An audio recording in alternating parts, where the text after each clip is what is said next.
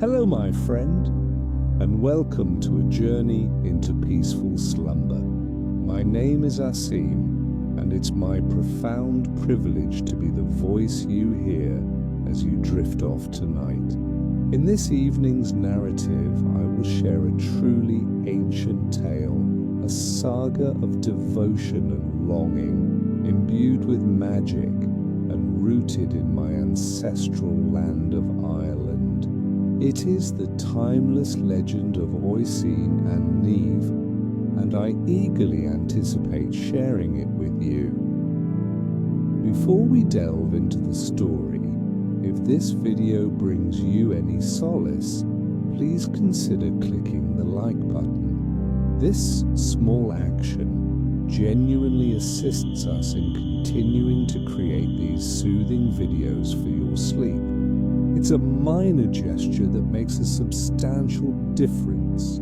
Also, remember that if you wish the video to conclude at a specific time, YouTube offers a timer function within its settings. And finally, don't forget to disable autoplay to ensure your peaceful rest isn't interrupted by advertisements from subsequent videos. Now let's begin our relaxation session, which will prepare you in just a few moments before I recount tonight's story. I'm going to guide you by counting down from 10 to 1. As I count, allow yourself to sink into deeper and deeper states of calm. 10. Feel the unwavering support beneath you now, whether it's your bed or the floor you rest upon, and delve even deeper, feeling the earth, our vast home, this planet that sustains our very existence. Feel cradled by its steadfast presence now. 9. Remember, you are completely safe. You are here solely to rest. Immerse yourself in this moment of absolute security. 8. Permit my voice to serve as an anchor of serenity in this present moment. Allow my voice to be a fount of comfort that will recount a beautiful narrative, enabling your imagination to engage in a deeply peaceful way as you draw nearer and nearer to sleep. 7. Become acutely aware of any residual tension lingering in your body now. Anywhere you might be holding tightness, perhaps in your feet, perhaps your hands. Remember, your physical form has exerted itself considerably for you today. Grant it the respite it deserves now. Let go. 6. Perhaps allow a gentle sense of gratitude to enter your being now, for this precious moment, for the blessing of sleep, for the sanctuary of shelter, for the simple yet profound gifts of life. 5. Allow your breath to simply release from your body now and prepare to inhale, drawing air in softly through your nose. As you breathe in, feel a profound sense of peace entering your being. And as you breathe out, just release a little more. Allow your breath to return to its natural, effortless rhythm now. 4. Where else might you be holding tension? Perhaps in your facial muscles. Just soften them now. 3. Understand deeply that you are deserving of sleep. You are deserving of true rest. We all are. 2. In your mind's eye now, I invite you to begin envisioning a forest. A breathtaking, ethereal, magical forest, bathed in the soft light of a warm Irish morning. See the myriad colors. Witness the dappled sunlight filtering through the canopy. Inhale the freshness.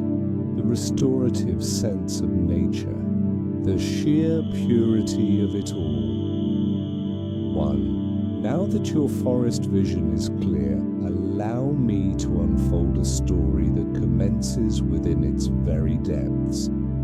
Oisín was a young man of striking beauty.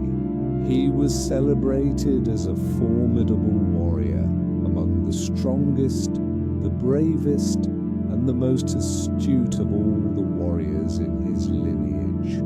On this particular morning, Oisín was riding through the forest. He was accompanied by his band of loyal men, known as the Fianna. These men held Oisín in high regard. They too were courageous, they too were strong, and Oisín was their esteemed leader. Oisín deeply cherished this daily ride. For him, it offered a profound sense of peace. It provided perspective. It fostered a deep connection to the untamed nature of his homeland, the verdant land of Ireland. This was ancient Ireland where Oisín had spent his entire life. He had never ventured beyond this wild emerald isle nestled in the North Atlantic Ocean, on the furthest western edge of Europe. By the way, the tale I am recounting would have been orally transmitted for hundreds, even thousands of years, by skilled storytellers who traversed the Irish landscape, journeying from village to village, settlement to settlement. In the evenings, the local inhabitants would gather to listen to the travelling storyteller. Thus, this narrative has been passed down through countless generations of Irish people, and I am now sharing my rendition with you. So, as I was saying, Oisín held an immense affection for this place. He had grown up dashing through these woods.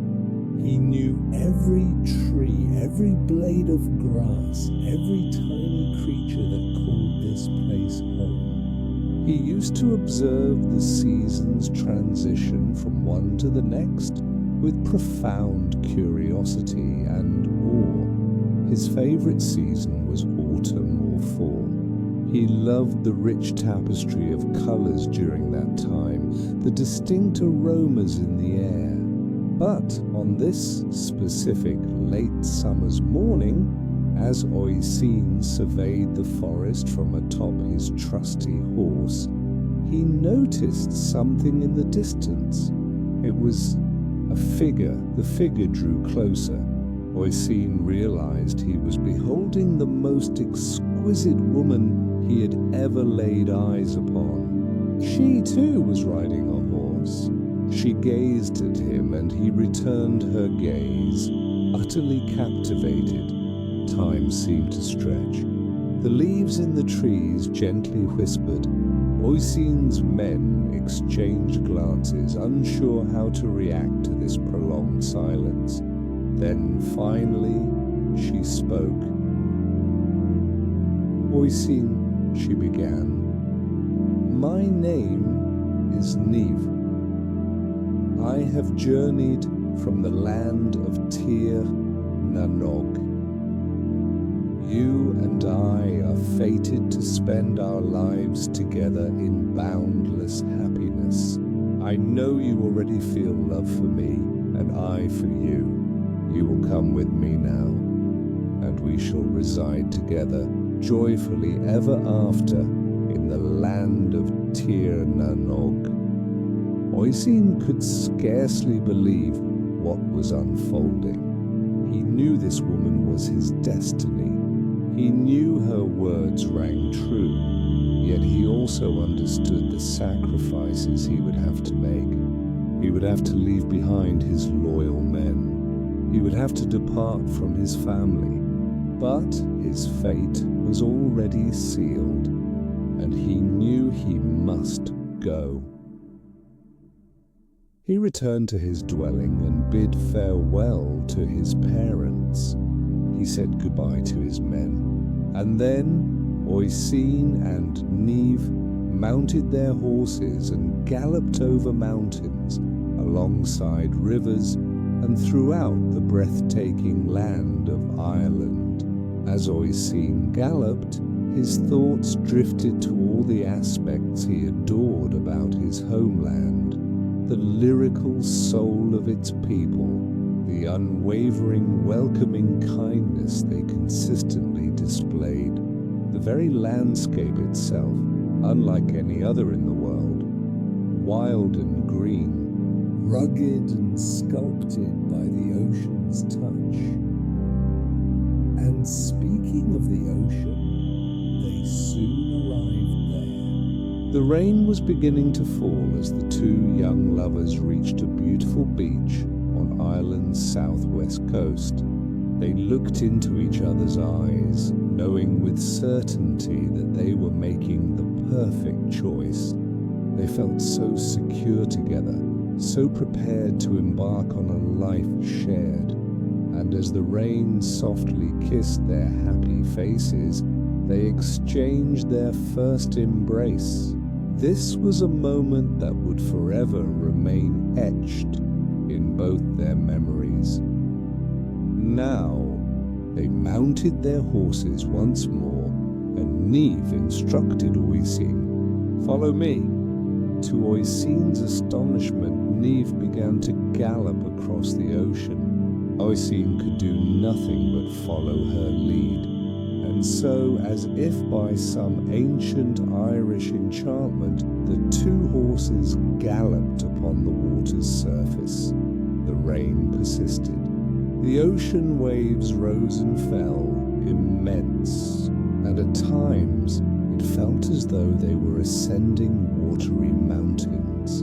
But through it all, they knew they were safe, for they possessed the power of magic within them and the formidable strength of their shared love. After some time, they dismounted on another beach. But this beach was unlike anything Oisín had ever witnessed, for this beach belonged to the land of Tír na Nog. The sand glowed with a beautiful pink hue, the water a profound turquoise, and by now the rain had ceased. The skies had cleared, and the sun, our nearest star, was gracefully bidding farewell to the day as it dipped below the ocean horizon. "Welcome to Tír na Nog," Niamh declared, "your new home." And the two dismounted their horses and reclined on the soft sand beneath them, watching as the first stars materialized in the evening sky. Then they heard distant voices and music, and the voices and music grew closer. Soon it became evident that this was their welcoming celebration. All the islanders carried lanterns, and all wore smiles of immense happiness to witness their beloved Niamh's return home. Niamh's parents greeted Oisín as if he were their own son. That night, Niamh and Oisín were married beneath the stars on the pink sand beach beside the turquoise waters. It was here, adjacent to this beach, that they would construct their first home. It was here that they spent countless happy years together. Oisín deeply adored Tír na Nog. He loved swimming in its pristine waters. He cherished the sense of community, how completely welcomed he felt there. He loved Niamh's parents, but most of all he loved Niamh. He cherished the family they created. He loved every aspect of his life. But after a considerable passage of time, indeed, a vast amount of time, one day, as Oisín strolled along the beach, he gazed out across the ocean and pondered his homeland. He wondered about his own parents, and he yearned to see them. He sought out Niamh and confided in her, "I must return home just for a single day. I need to ensure my people are well." Niamh did not wish for him to go. She warned him that he might never be able to return to Tir na Nog. But Oisín was steadfast in his conviction that he needed to make the journey. And so, after much deliberation, Niamh led a magnificent white horse down onto the beach and entrusted the reins to Oisín. She instructed him, "Take this magical white horse, gallop across the ocean to Ireland. But when you arrive there, do not permit any part of yourself to touch the soil of Ireland. If you do, you will not be able to come back." And so Oisín bid farewell to his family, said goodbye to Niamh, holding her in a prolonged embrace, mounted the white horse, and galloped out across the ocean. First, over the turquoise waters, and then into the vast Atlantic. The rain began to fall once more. After some time, Oisín was back on his cherished homeland, Ireland. He knew he must not dismount, and so he galloped through the rain, over mountains and past rivers, until eventually he reached the site of his family's settlement, where his ancestral castle once stood. And when he arrived, what had once been a beautiful, bustling community was now desolate, overgrown with moss and trees, and what had been his splendid home, the castle where his parents had raised him, was now nothing but a crumbling ruin. Oisín could not fathom it. Where had his people gone? He traversed the land in search of them, but found no trace. And just as he was about to return to the beach, and back to Niamh, and back to the land of Tir na Nog, he spotted some footprints leading down a small lane, and so he decided to investigate who might be there. And there, down the laneway, were several very elderly men, struggling to move a large rock blocking their path. Now Oisín, still possessing the strength of Tir na Nog, knew he could help, but he couldn't dismount the horse. So, instead, he leaned precariously from his horse at an angle and attempted to grasp the rock with one arm. But as he did, he slipped and fell, landing on the soft earth of the land of Ireland. When he landed there, a truly astonishing event occurred. Oisín aged 300 years in an instant. You see, Tir na Nog was a place where time stood still. While he resided there, Oisín had not aged a single day. But now that he was back on his homeland, he aged precisely the number of years he had been absent. The old men could perceive that Oisín had little time left, and so they carried him together up to the summit of a mountain called Croagh Patrick. At the peak of that mountain resided St. Patrick. St. Patrick offered his blessing to Oisín as he transitioned to another realm. Now, some narratives suggest that the other world he entered was directly back to Tir na Nog, and some also claim that Oisín and Niamh continue to gallop the ocean surrounding the beautiful, mystical, magical island of Ireland, together forever.